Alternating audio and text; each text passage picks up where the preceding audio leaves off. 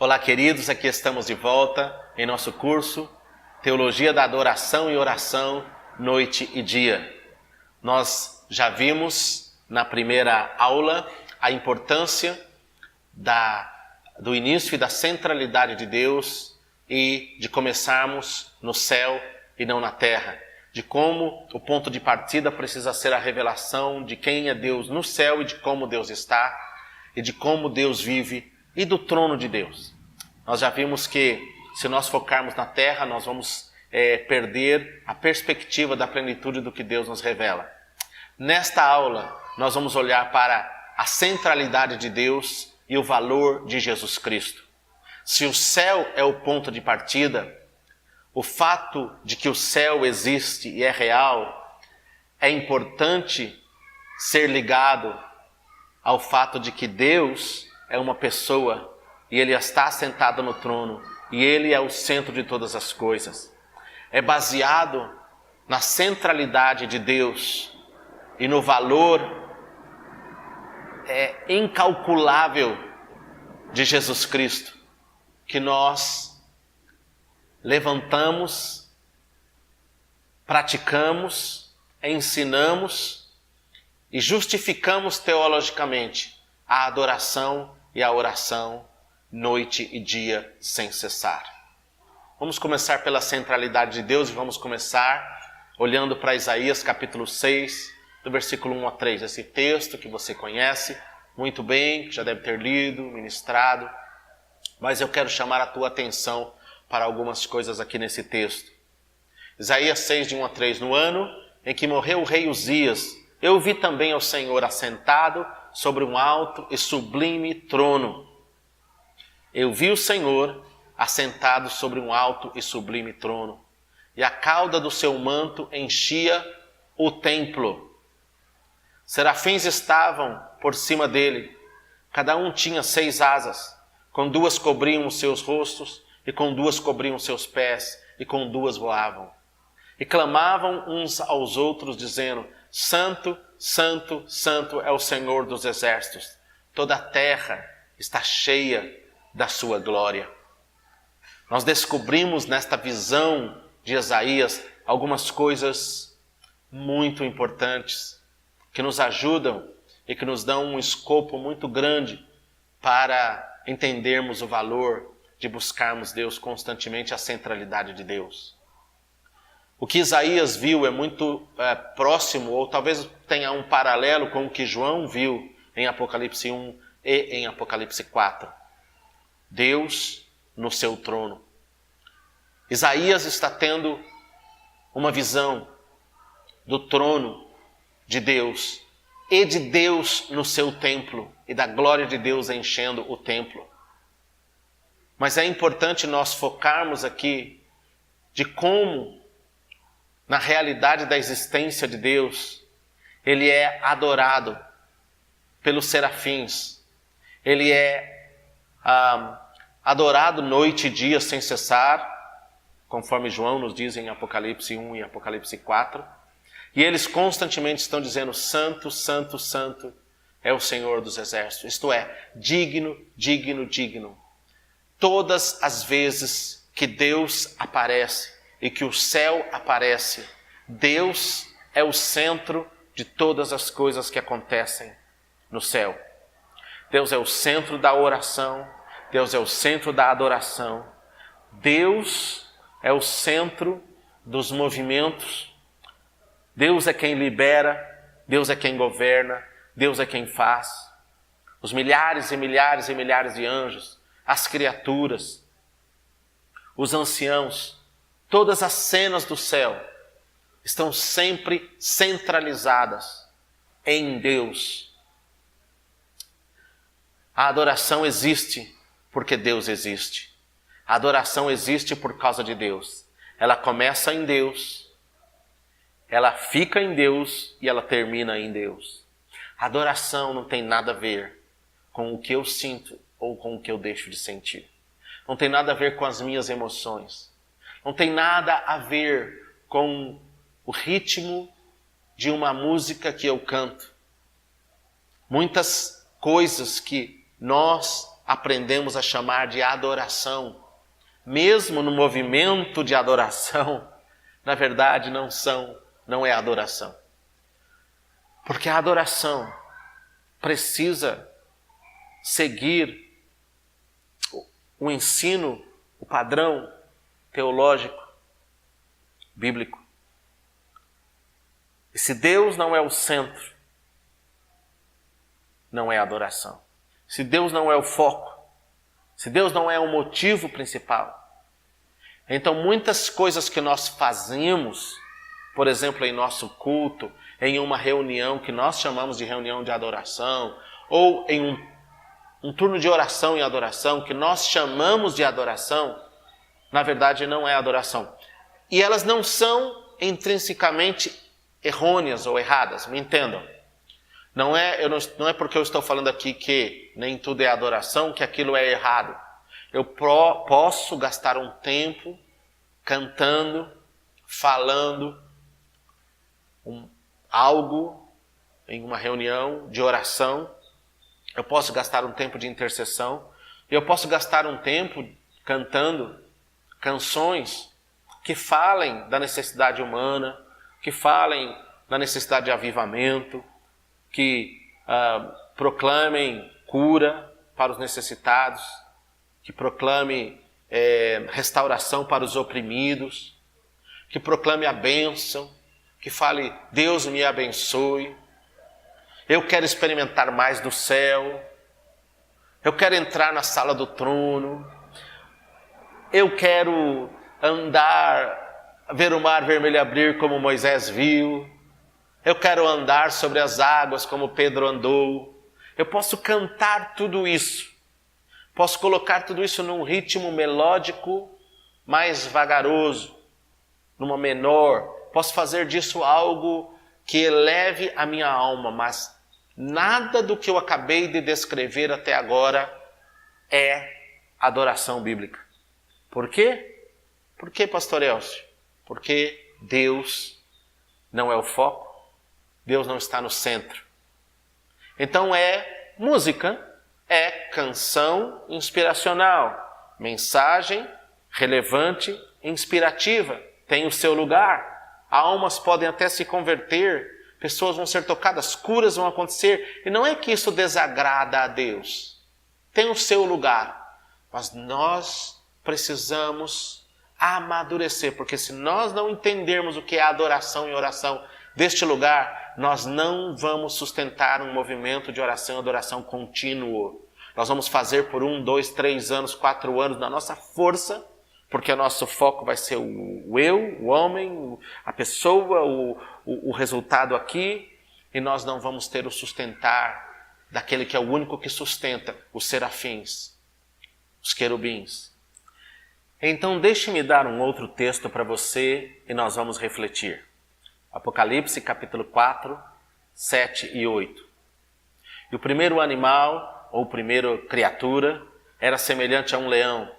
O segundo, semelhante a um bezerro.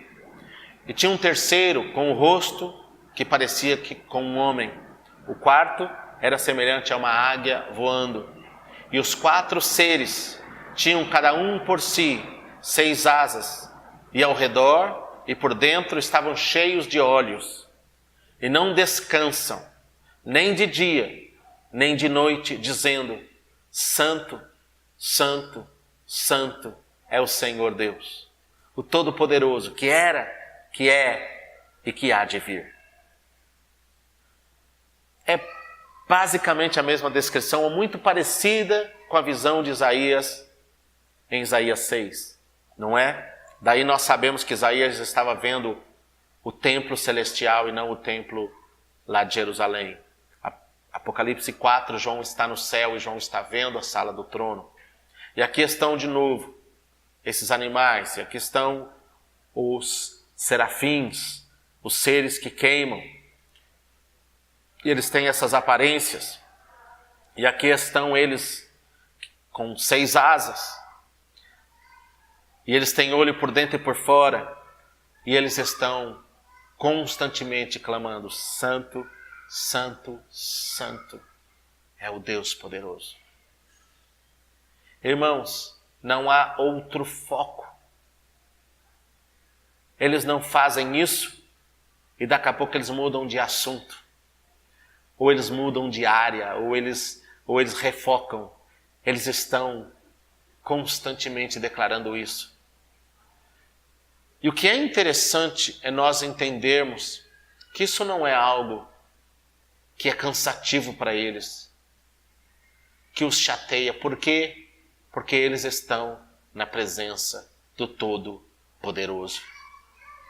E eles, ao responderem santos, essa palavra santo tem talvez dezenas de traduções, dezenas de interpretações. Quando você vai para a origem da palavra no hebraico e no grego, quando você compara as palavras usadas aqui como usadas em toda a Bíblia, ela tem várias conotações e todas elas se aplicam aqui. Deus é separado, Deus é puro, Deus é único, Ele é digno de receber louvor, Ele é glorioso.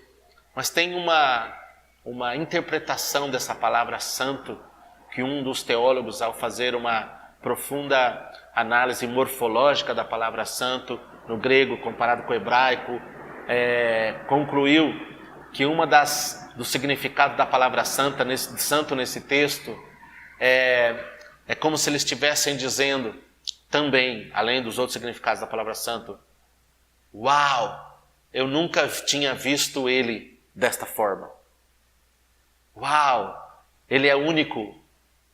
É como se Deus fosse essa pedra preciosa, multifaceta, com infinitas variações, e cada pequeno movimento de Deus, cada pequena perspectiva, o movimento dos próprios seres, eles pegam uma nova faceta e um novo brilho, um novo raio, uma nova luz, uma nova revelação explode dentro deles. E por isso eles têm muitos olhos para poder assimilar. E quando essa revelação explode, eles declaram: uau, nunca eu tinha visto desse jeito.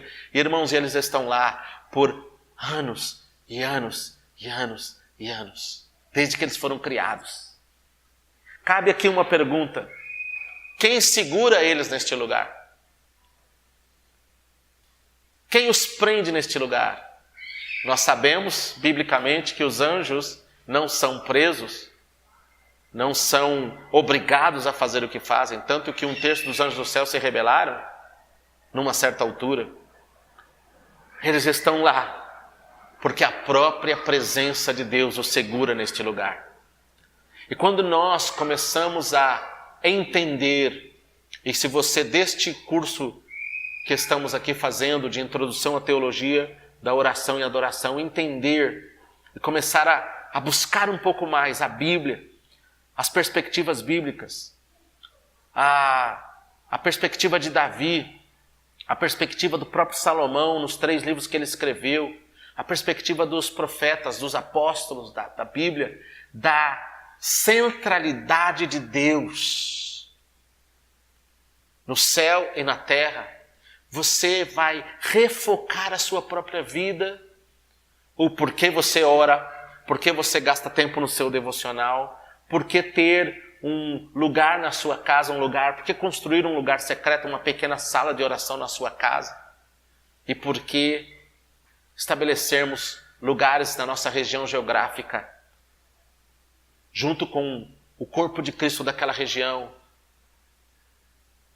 e crermos e buscarmos estabelecer oração contínua e adoração contínua. Porque quando você olha para o trono, quando você olha para Deus, você se fascina com a centralidade, a beleza e a glória de Deus. Esse é o primeiro aspecto que é ligado a nós colocarmos o nosso olho no céu, no trono, no templo celestial. O segundo aspecto que é conectado com esse é a grandeza, a beleza, a fascinação e a dignidade do Senhor Jesus. Eu uso a palavra dignidade no sentido de ser digno de receber. de ser o único digno, de ser o centro e o foco. E é esse o desafio que o movimento de oração e adoração tem, que é o desafio de tirar os olhos daquilo que não é a adoração, daquilo que não é a proclamação e a centralidade de Deus e de Jesus, e refocar. É um exercício custoso e demorado. Você vai ver que você fala, mas Elcio, se eu for fazer isso, muitas coisas que eu faço no meu grupo de louvor, muitas músicas que eu escuto, talvez 70%, 80% não vai ser adoração. Talvez o louvor que eu preparei com tanto oração e afinco no último final de semana, e foi 1 hora, e eu estou olhando para eles agora, pelo que você descreveu aqui, eu não adorei. Eu fiz outras coisas. Talvez nós vamos precisar olhar e encarar o que temos feito, até no que nós chamamos de casa de oração, de sala de oração, de paixão por Jesus, e refocar o nosso entendimento bíblico-teológico. Muitas coisas que nós fazemos realmente não são adoração, não têm a centralidade de Deus e de Jesus. Vamos voltar para a palavra. Salmo 96, verso 4. Porque grande é o Senhor e digno de ser louvado. Digno é o Senhor, Apocalipse 4:11, de receber a glória e honra e poder, porque tu criaste todas as coisas e por tua vontade todas elas foram criadas. Uma das ênfases da adoração sem cessar que acontece na sala do trono é a declaração de que o Senhor é digno. Deus é digno como Criador. Jesus é digno porque Ele morreu, porque Ele venceu. A expressão digno é o Senhor aparece constantemente no livro de adoração do Velho Testamento, que é os Salmos, e no livro de oração e adoração para os últimos dias no Novo Testamento, que é o livro de Apocalipse. Digno é o Senhor de receber glória, honra. Quando Jesus aparece, novamente, a exclamação é digno é o Senhor. Vamos lá, Apocalipse 5, 9 a 12. E cantavam um novo cântico dizendo, digno és de tomar o livro. Preste atenção na ênfase da palavra, do conceito, da centralidade do tu és digno. Digno és de tomar o livro e de abrir os seus selos, porque foste morto, com teu sangue compraste para Deus homens de toda tribo, língua e povo e nação. E para o nosso Deus os fizeste reis e sacerdotes, e eles reinarão sobre a terra. E olhei e ouvi a voz de muitos anjos ao redor do trono, e dos seres e dos anciãos, e era o número deles milhares de milhares, e milhões de milhões, e milhares e milhares, com grande voz e júbilo, diziam, o quê? De novo, digno é o Cordeiro, que foi morto de receber o poder, a riqueza, a sabedoria, honra, glória e ações de graça. Eu fico impressionado em como o céu se repete. Mas eu quero voltar para uma coisa aqui. Eu não quero que você perca esse conceito teológico aqui. João está descrevendo um momento em que o céu de Deus, o lugar onde Deus habita, para. E todos os anjos. E aí João olha e ele não tem como contar. E ele, ao invés de falar, eram milhares. Ele na verdade usa uma expressão no grego que no original diz eram milhões multiplicado por milhões. Isto é, era um número incontável, a perder de vista. E todos eles estavam focados com os seus olhos, com a sua atenção, com o seu coração, com a sua adoração. Naquele que é digno, naquele que é chamado de digno por toda a Bíblia. E eles repetiram a mesma frase no começo, no final e no meio. Digno é o Cordeiro. Digno é Deus, porque o Senhor criou todas as coisas. Digno é o Cordeiro, porque nós só estamos aqui no reino, porque Ele comprou-nos para Deus. Homens de toda tribo, povo, língua e nação. Então, irmãos, pensa bem, se o céu não se cansa, se o céu entende que a razão do céu é Jesus, que a razão da existência deles, da glória, da beleza, da plenitude, da felicidade, da realização é Jesus. O que nós, aqui na terra, que amamos Jesus, que fomos salvos por Ele, fomos redimidos da perdição, da condenação, como nós devemos viver e fazer? Deixa-me abrir um parênteses para te dizer que Deus não tem problema nenhum com nós amando pessoas. Deus não tem problema nenhum de cantarmos canções que chamem as pessoas para Ele. Deus nos mandou amar as pessoas, nos mandou proclamar o Evangelho do Reino. E você pode proclamar o Evangelho falado, cantado, por peça teatral, por arte, por dança. Você tem que usar todos os meios criativos para proclamar o Evangelho. Então não há uma repreensão aqui de que Deus não se agrada quando você canta ou fala algo ou faz algo que o humano é centralizado. Grande desafio que nós temos é quando isso se torna a única coisa que fazemos, ou 80% das coisas que fazemos, ou a centralidade do nosso ministério, do nosso tempo e do que vamos construir. Nós precisamos reverter isso. Jesus precisa voltar a ser o foco, o centro, a busca.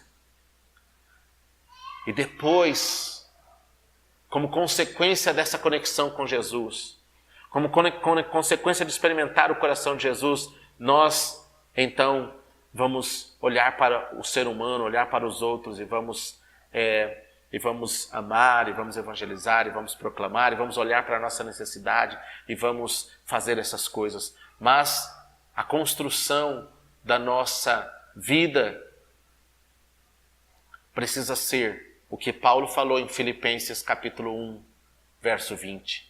Que Cristo seja magnificado no meu corpo, quer pela vida, quer pela morte.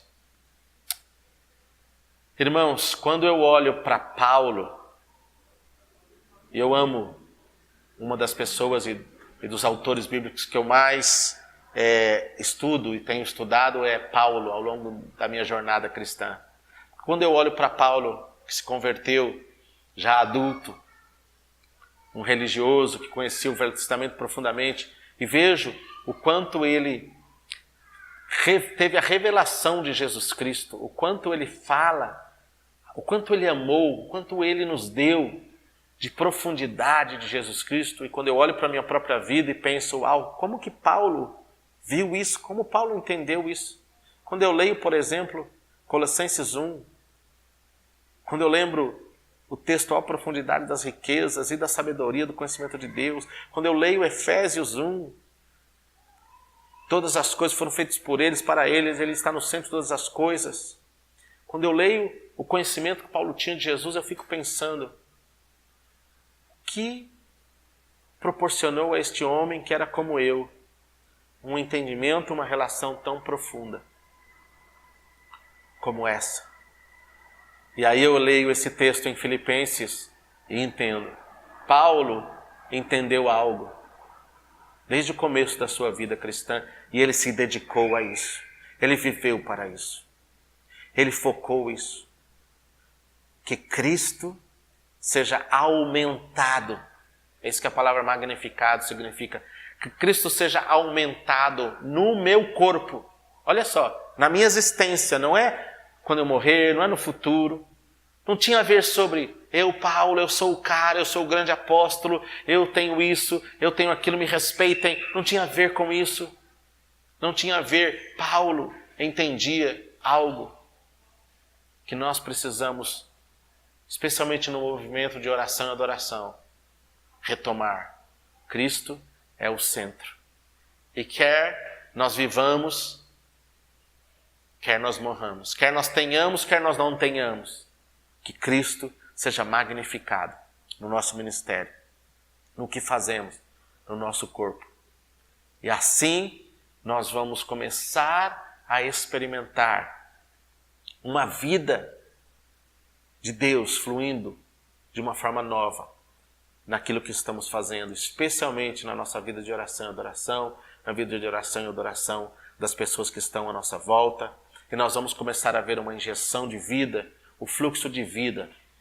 Então a palavra que Jesus usou, que Paulo usou, e que o Novo Testamento usa, é uma palavra grega chamada Zoe.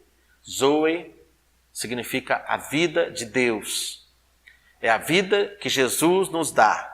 Não é a vida natural. É o novo nascer, mas vai até além do que você nasceu de novo.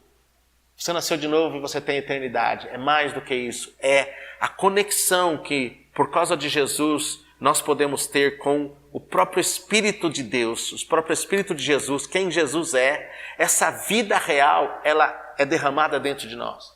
Jesus falou isso em João 4, aquele que crê em mim, de dentro dele fluirá rios de água viva que tocarão a eternidade. Esse é o Zoe.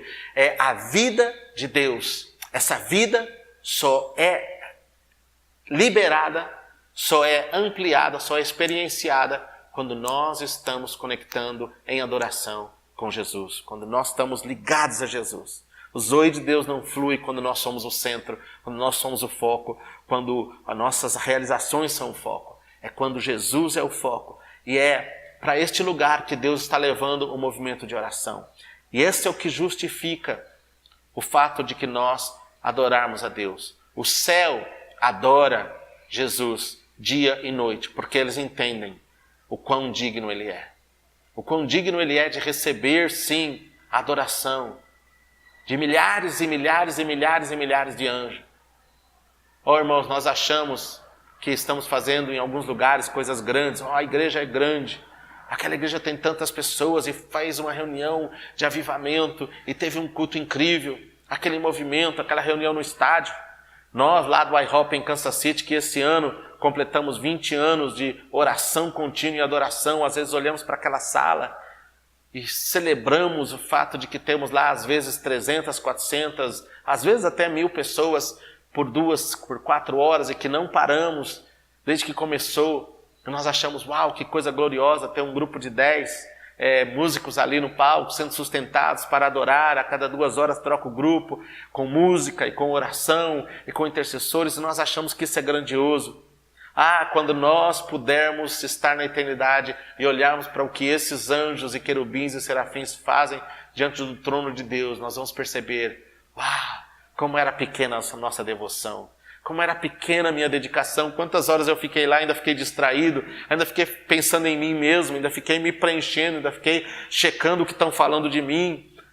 Quantas horas eu vim para esse lugar da adoração e o foco era eu. E não que isso seja pecado, isso é imaturidade, pelo menos nós estamos lá. E é porque nós não vislumbramos ainda o que esses seres vislumbrarmos. Se você conseguir ver o que Paulo viu, você vai viver como Paulo viveu.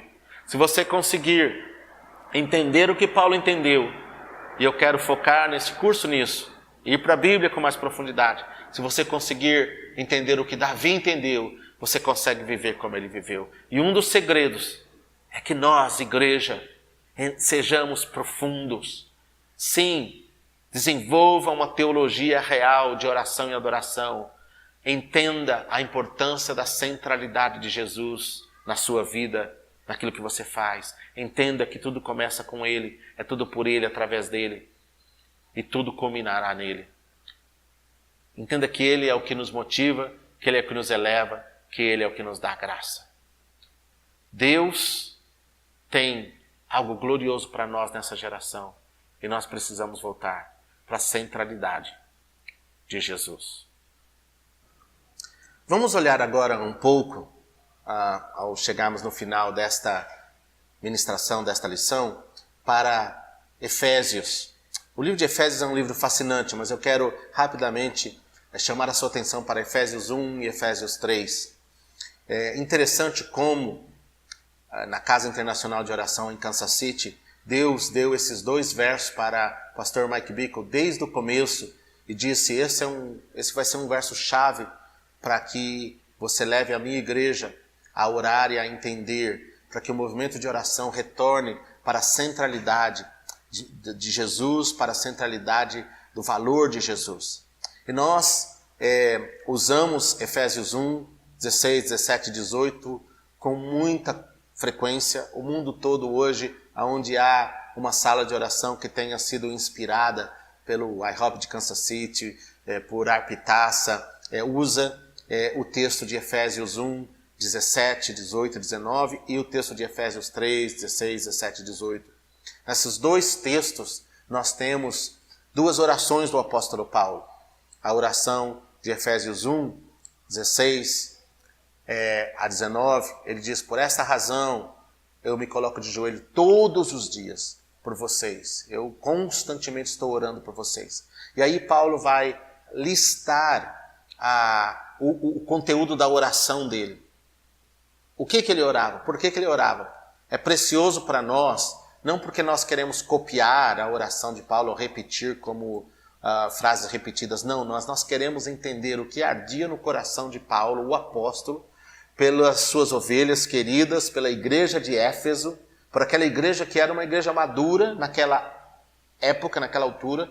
Paulo começa a carta de Éfeso de uma forma elogiando-os pelos seus dons, pelo seu amor e por tantas coisas positivas. Uma igreja que tinha sido estabelecida pelo próprio Paulo, que tinha sido pastoreada depois por Timóteo, acabou sendo pastoreada por João, por Apolo. Uma igreja muito única, muito privilegiada.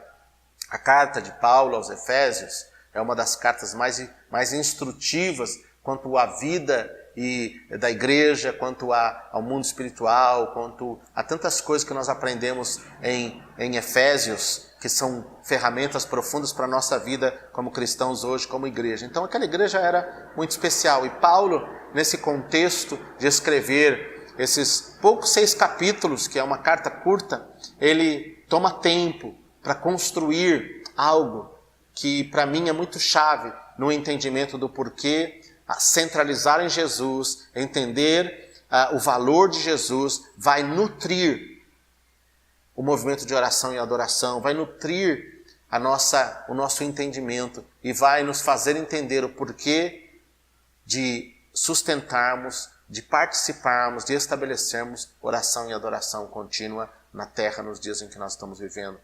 Paulo fala: eu oro todos os dias por vocês, para que vocês tenham a revelação, o entendimento, para que vocês tenham o coração, os olhos do coração de vocês iluminados. Isso é, para que vocês vejam além do natural, além da razão humana, de olhar e falar, já entendi, para que vocês recebam uma revelação, e que essa revelação seja constante, sejam como ondas que venham sobre vocês, porque Paulo fala olhos do coração iluminados como algo constante. E para que vocês então entendam, aí Paulo lista algumas coisas, qual a grandeza do poder dele em vocês.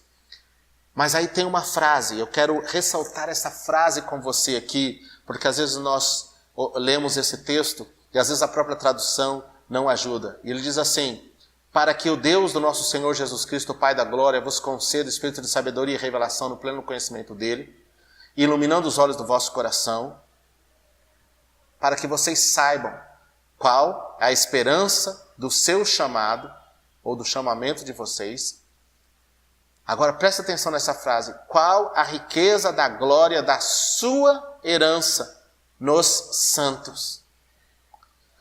Primeira frase: qual é a esperança do seu chamamento? Isso é, você tem um chamamento, a igreja de Éfeso, os crentes tinham um chamado, eu tenho um chamado, e Paulo estava orando, olha, eu quero que vocês entendam a esperança do chamado de vocês.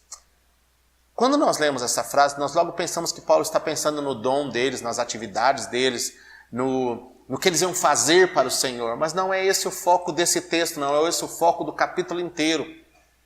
Você tem que voltar no contexto, fazer uma exegese de Efésios 1.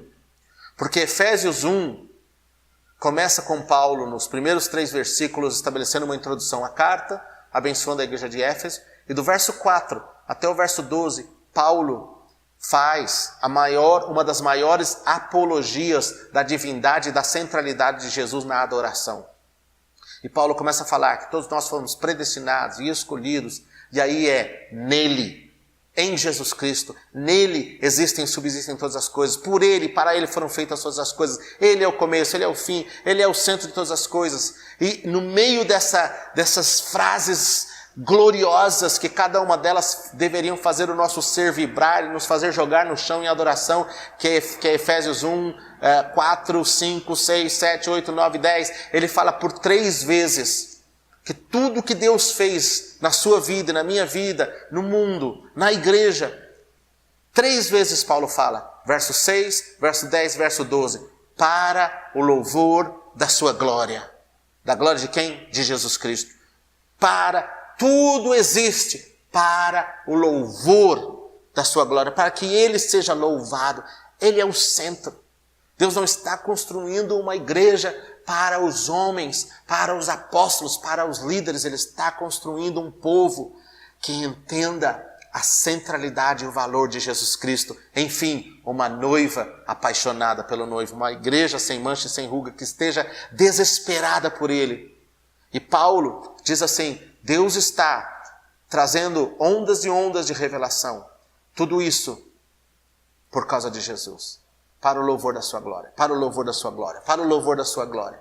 E aí quando Paulo conclui esse texto, ele transiciona e diz assim, irmãos, esse é o centro da minha oração por vocês. O centro do movimento de oração mundial precisa ser o louvor da glória de Jesus. O centro de oração e adoração, de casa de oração, não é para que a sua igreja cresça mais na sua cidade, não é para que o prefeito seja evangélico. O centro da adoração, essas coisas são importantes. Vocês estão comigo? Baseados em Paulo, em Efésios. Irmãos, a cidade de Éfeso tinha muitos problemas, muitos desafios. Tinha o templo da Diana, tinha impiedade, tinha muita coisa. Mas Paulo traz a igreja, porque esse é o centro do evangelho, é a razão da Bíblia. Para o que nós precisamos ter e redescobrir. Tudo é sobre Ele, por Ele, para Ele. Jesus é o centro do movimento de oração e adoração.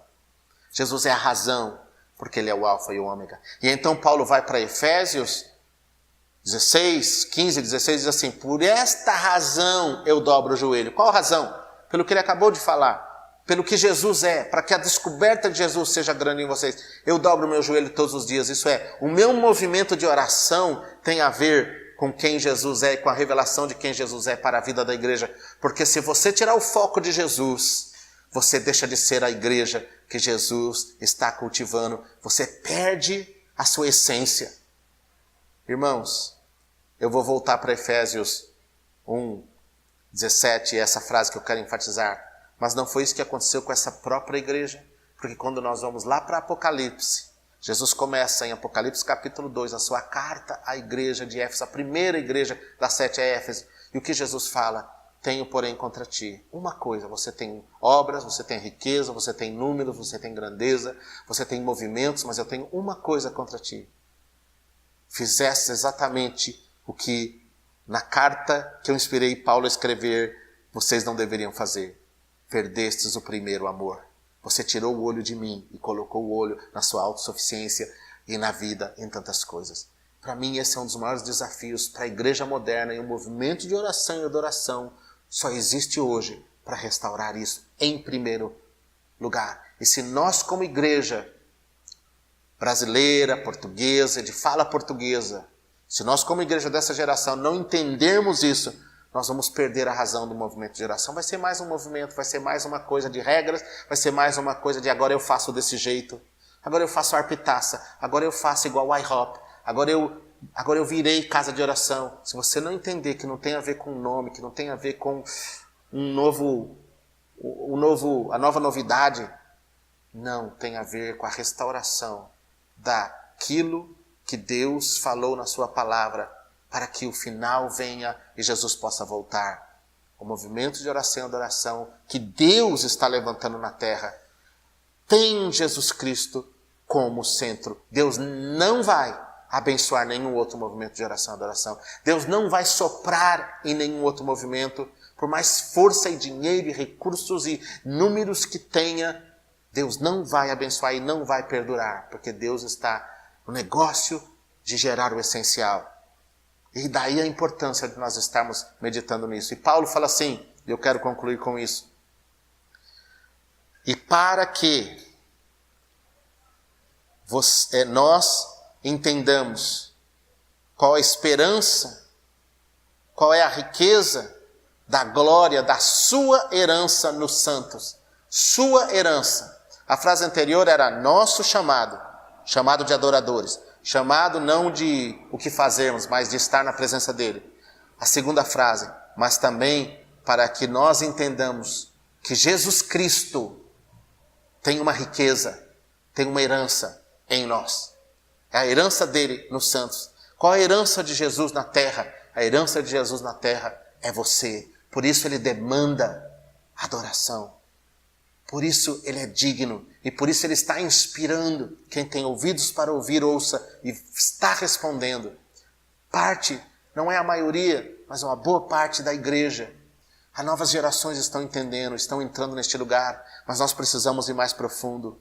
Tirar os nossos olhos de que isso é mais um movimento para causar mais uma coisa boa, para fazer alguém vender mais CD, para fazer alguém ficar famoso, para fazer um movimento, uma casa ficar maior do que aquela. Não tem a ver se a minha casa é maior que a sua, não tem a ver se a IHOP lidera ou se é o outro que lidera, se é no sul, se é no norte. Não tem a ver com homens, tem a ver com um movimento mundial numa geração que está preparando o retorno de Jesus.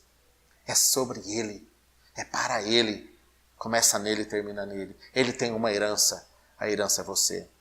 Efésios 3, Paulo repete a mesma coisa lá na sua oração em Efésios 3,16. Eu oro, continuo orando por vocês, Efésios, para que vocês entendam o quê? A grandeza do amor de Jesus. É tudo a ver com isso de novo, que é o começo do livro. É a centralidade de Jesus. A profundidade, a altura, a largura, para entender e vocês serem engolfados, abraçados, envolvidos, perdidos no amor de Jesus. E neste lugar, você vai ser alguém que ora, que adora, que intercede, que busca, que clama, que forma uma comunidade de adoradores, que forma uma igreja, que forma um ministério, que faz tudo. E até mesmo a sua vida no seu dia a dia. Eu não estou falando só para quem é tempo integral no ministério, ou tempo integral para ter uma vida de adoração e oração, ou para um músico. Eu estou falando para todos. Os professores, os médicos, os doutores, os atletas. Se você ama Jesus, você é a herança de Jesus. Ele é digno. E todos nós juntos podemos, com essa visão dele centralizado, no céu, gerar adoração e oração contínua na nossa região geográfica. Há crentes suficientes nas nossas regiões geográficas para nós, juntos, focarmos nele e produzirmos adoração e oração. Por quê? Porque ele é digno. Ele receberá isso por toda a eternidade. Ele recebe no céu. E como é no céu, deve ser na terra. Que eu e você, só por essas razões, possamos dedicar nossa vida, nosso tempo, nosso dinheiro, nossa energia, nossa visão nisto. Irmão, você pode ter qualquer visão de ministério que Deus tenha te chamado para fazer. Isso não é trocar de visão, isso não ameaça a tua visão. Se você tem um chamado missionário, um chamado para o povo A, B ou C, se você tem um chamado para levantar uma igreja para atletas, ou uma igreja com expressão de artes, ou uma igreja com pequenos grupos, ou um ministério com ênfases para alcançar os drogados, ou seja o que for a ênfase do seu ministério, não pense que oração e adoração é uma ênfase de ministério que uns vão ter, outros não vão ter. Que é como se fosse um departamento na igreja.